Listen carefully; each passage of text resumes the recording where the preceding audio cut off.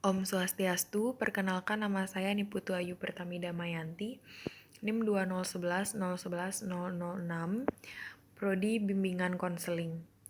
Pada kesempatan ini saya akan mempresentasikan tugas MPK Agama Hindu LKM 4 tentang catur marga dan tempat suci.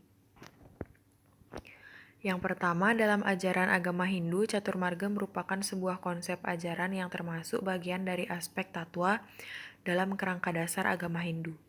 Catur marga berasal dari kata catur yang berarti 4 dan marga yang berarti jalan.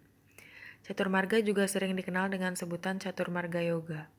Catur marga umumnya didefinisikan sebagai 4 jalan untuk mencapai moksa dan membangun jagadita. Catur marga adalah 4 tahapan berjenjang dalam mencapai pemahaman akan hakikat Tuhan, hakikat kesemestaan, hakikat bertingkah laku, ritual, dan pemahaman-pemahaman tentang pengetahuan hakiki lainnya.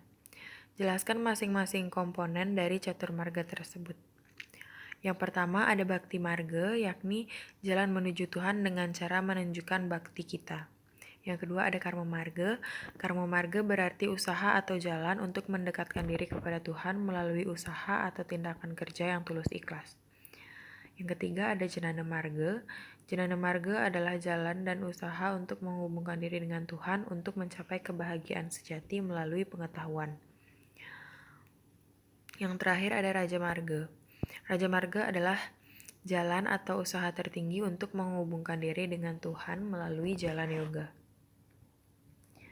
Selanjutnya, ada seorang pedagang sedang mengadakan perjalanan jauh dengan membawa seekor keledai tua.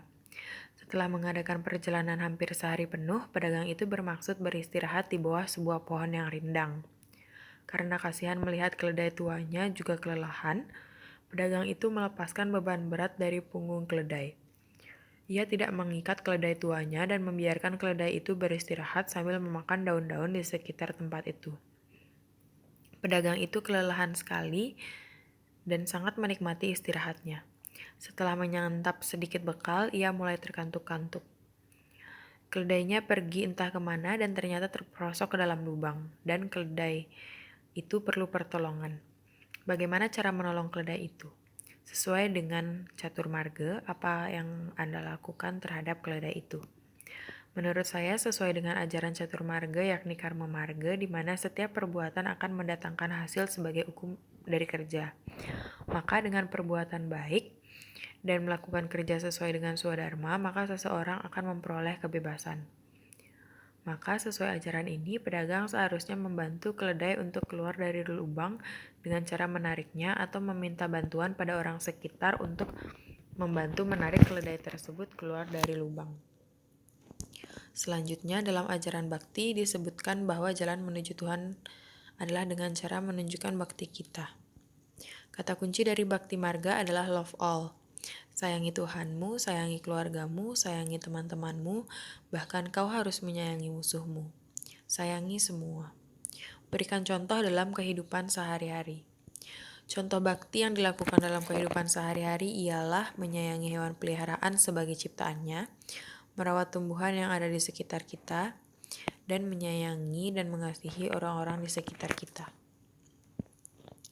Dalam kitab suci Weda, kita jumpai beberapa mantra tentang bakti, salah satunya adalah Arcata, Prarcata, Priyam Edarsu Arcata, Arcantu Putraka Uta Puram Nadersvarcata. Pujalah dia sepenuh hati, oh cendekiawan, pujalah dia. Semoga semua anak-anak ikut memujanya. Teguhlah hati seperti kukuhnya candi dari batu karang untuk memuja keagungannya. Melihat makna, siapakah yang menyarankan dalam mantra itu, dan siapakah yang dimaksud dengan pujalah dia. Dilihat dari maknanya, yang dipuja adalah Tuhan sebagai ide Sang Yang Widiwasa. Makna dari mantra itu adalah semua makhluk ciptaan Tuhan yang ada di bumi agar selalu memuja Tuhan atau ide Sang Yang Widiwasa dengan niat dan hati yang tulus ikhlas.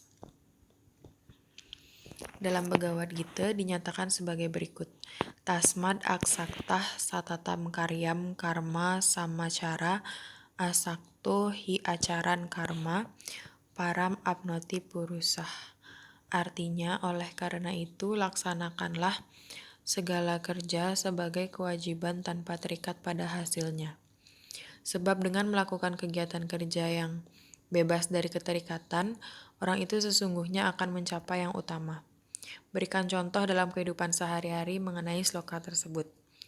Contohnya dalam kehidupan sehari-hari ialah kita harus menjalankan atau melakukan sesuatu dengan tulus ikhlas. Misalnya, membantu orang tanpa mengharapkan pamrih atau balasan, serta mengerjakan suatu hal dengan ikhlas tanpa mengharapkan hasil yang setimpal.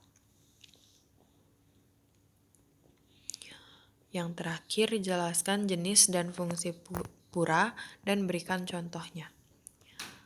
Pura berdasarkan atas fungsinya terdiri dari pura jagat, yaitu pura yang berfungsi sebagai tempat memuja Sang Hyang Widiwasa dalam segala prabawonya atau manifestasinya, dan dapat digunakan oleh umat untuk melaksanakan pemujaan umum seperti Purnama Tilem, hari raya Hindu lainnya tanpa melihat asal dan wangsa yang bersangkutan.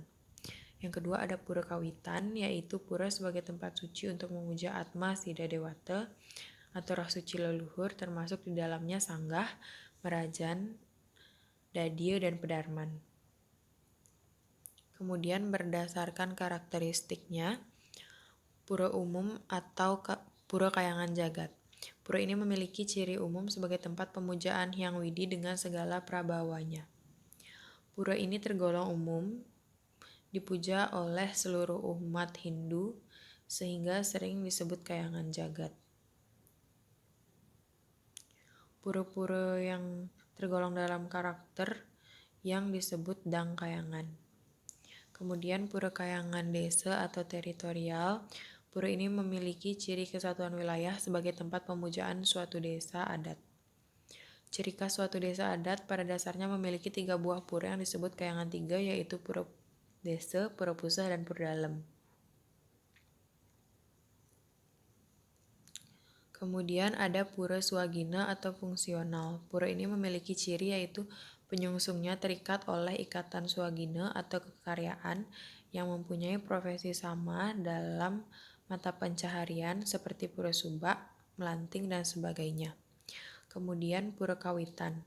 Pura ini memiliki ciri yaitu pura yang penyungsungnya ditentukan oleh ikatan wit atau leluhur berdasarkan garis atau vertikal genealogis seperti sanggah, merajan, pura ibu, pura panti, pura dadya, pura pedarman, dan yang sejenisnya.